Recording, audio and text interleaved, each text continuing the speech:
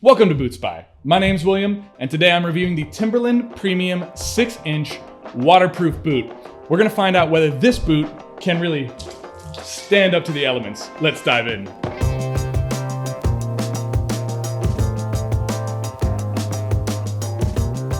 Guys, welcome to the channel. If you enjoy watching a grown man throw a cup of water onto his new boots, then make sure you give me a like and also hit the subscribe button. It really helps the channel and I very much appreciate it.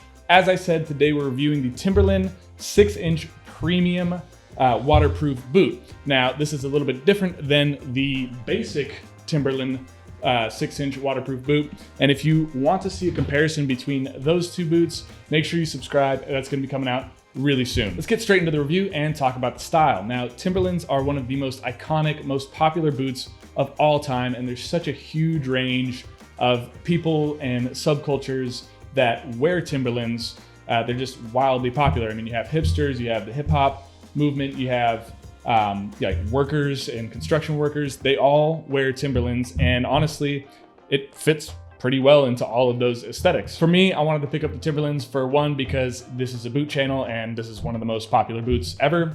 And also, you know, I do really like the style. This is the classic version. This is in wheat Nubuck, and this is the color you're gonna see. It's kind of like a light yellowish, very light color. And the key for this is to keep them clean looking. Now, a lot of people also use this as a work boot, and that's great. I'm gonna talk about why I don't think this is such a great work boot a little bit later on, but I think primarily I see these most often used for style purposes. And in that capacity, I think they're really great. I mean, this is a really handsome boot. It looks very masculine. And ultimately, you know, you get that extra little bit of height there from the tall heel and the rubber lug sole. This is just a really nice looking boot, and I'm a big fan of the style. Jumping into the leather quality, Timberlands, they use what's called Nubuck. This is the wheat Nubuck, the iconic color. And Nubuck is basically just the outside of the leather where the skin kind of faces out. They sand that down so it gets this suede-like texture, but it's not suede, it's called Nubuck. Nubuck is a little bit more hardy than suede because it is those outer fibers. So it can stand up more to harsh weather, and it also takes weatherproofing treatment. It takes it a little bit better because the fibers are a little tighter. One of the big issues that a lot of people have with Timberlands is that they get dirty quite easily, especially if you have this light wheat color. Anytime you graze your toe against, you know, the sidewalk or the curb, it can leave like a dark spot where it's just really unsightly. So there's a couple ways to take care of that. It's really easy. Nubuck is a very, very simple, very easy leather to treat. You can't really use any leather balms to keep it moist. All you really need is a suede Nubuck brush and a suede Nubuck eraser. You can get both of these for under $20, super easy. If you get these dirty at all, the first thing you do is just take this, brush it a little bit. And if that doesn't work, always brush in one direction. But if that doesn't work, then you can take the eraser and aim for the little spot and erase it out. Once you've erased it, take the brush again and brush it out. That's the simplest way to remove most stains. And if you have any stains that are like really, really in there, you can go to Timberland and pick up their Renubuck treatment. That will clean these up real nice. Overall, I think the leather on this boot is pretty good. It's not fantastic, you know. I think it's, you know, obviously it's very, very corrected because has been sanded down. It's a little bit stiff. It doesn't crease particularly nicely. But overall, like for a under $200 boot, I think the leather is right on par with what I would expect. Moving on to the sole, this has an iconic polyurethane sole with deep rubber lugs. This is an excellent material for if it's rainy or wet or even snowy outside.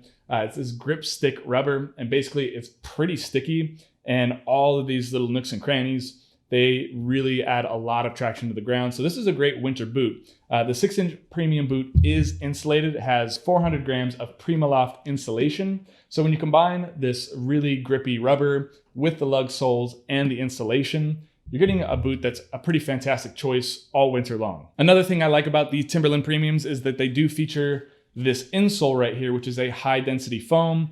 Adds a little bit of arch support, and ultimately this is just really comfortable. And I love that you can remove it. Now, I know a lot of viewers here, they maybe have wide feet, flat feet, anything where you need extra arch support. Having a removable insole is awesome because it just gives you room to get your proper size, get your right size, And then if you find you don't like this, you can add your own insert there and make it much more comfortable, which again is great for people if you have plantar fasciitis, flat feet, or really high arches, any sort of irregularities with your feet.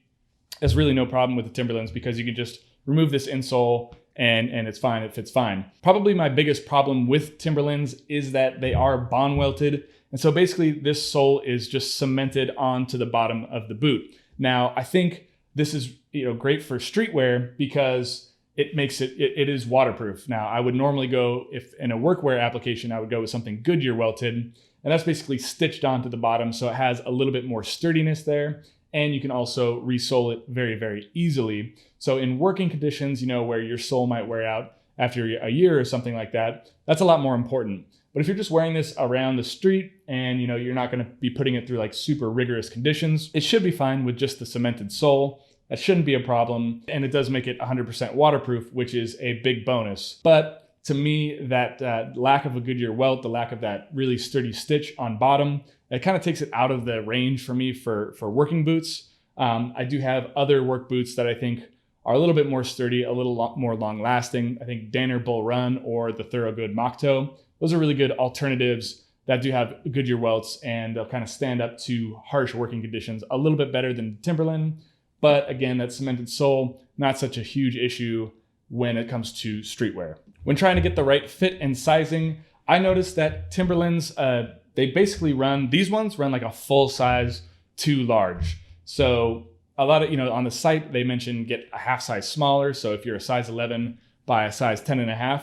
But even with that, in the past experiences and with these boots, I'm a size 10.5.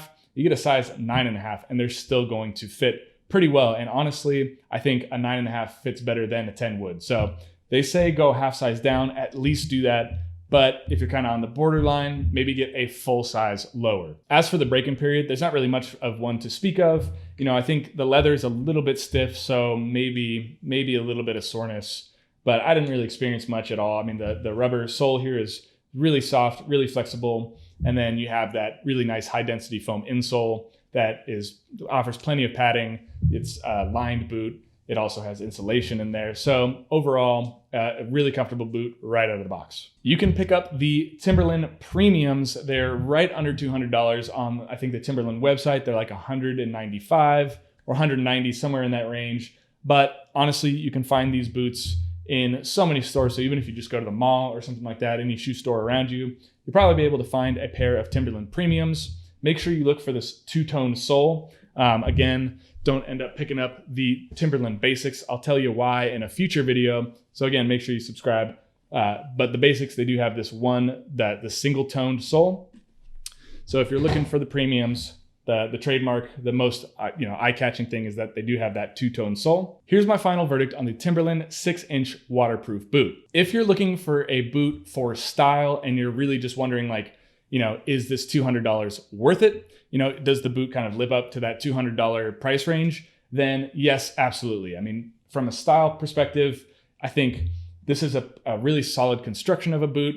I do have a little bit of issues with the Bond welt, not the Goodyear welt, but ultimately it's a waterproof boot. It looks really handsome. It's pretty easy to care for. You do have to clean it more regularly if you want this look, but cleaning it is pretty easy too. So you're not really devoting a ton of time each time you're going in and treating this leather here. So ultimately, I think from a style perspective, this is a fantastic boot and it's worth the price. But if you're looking at it for more of a workwear and you need something for work and you're not worried about style, then I think there are other good options. Again, I said like Danner Bull Run or the Thorogood Mock Toe. Those boots are a little bit more sturdy. And then they also have the Goodyear welt and the price is about the same. So I think those are good alternatives if you're looking at it primarily from a work perspective. But when it comes to style, I think this is really just a fashion boot at this point, and it's a really sturdy, it should be a long-lasting fashion boot as well. So is it worth $200? From a style perspective, yes. From a workwear perspective, I think there are better options. If you enjoyed this video, please hit that subscribe button down below and also give me a thumbs up. Again, I have a video coming out really soon where I'm comparing the Timberland Basics to the Timberland Premiums, compare the two, see which one you should get. So until next time, put your best boot forward.